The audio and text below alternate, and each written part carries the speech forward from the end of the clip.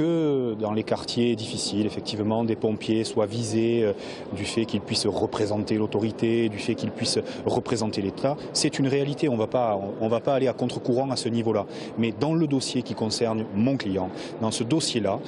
c'est un faux procès que de considérer qu'il a agressé ou qu'il a menacé des gens parce qu'ils étaient pompiers. Il y a effectivement dans ce quartier, on est cheminement rue Accombe, dans le quartier de la Rainerie, on est en plein ramadan en fin d'après-midi, les gens sont certainement à l'extérieur, il fait chaud, il y a une certaine excitation dans le quartier et à partir du moment où on voit une échauffourée entre Monsieur Diab et deux autres personnes et les pompiers, certains autres jeunes s'approchent de là, les pompiers, à juste titre, se sentent agressés, se sentent menacés, et je veux bien le croire quand il l'explique, et à partir de là, il y a un effet de groupe qui se joue, mais le client que nous avons défendu aujourd'hui n'est plus dans ce groupe-là. Et donc, est-ce qu'on doit considérer qu'il faille le responsabiliser par rapport à ça, et en quelque sorte, le rendre responsable de ce que 39 autres personnes ont pu commettre, parce que les pompiers décrivent une quarantaine de personnes, il est peut-être le premier à s'en prendre à eux, parce qu'il vient d'avoir un problème avec eux, il cherche des explications, ce qui se passe après,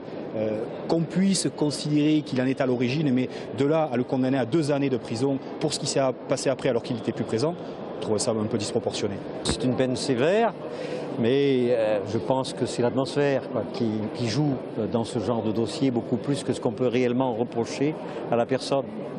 Les conséquences de son action ont été graves, mais son action par elle-même,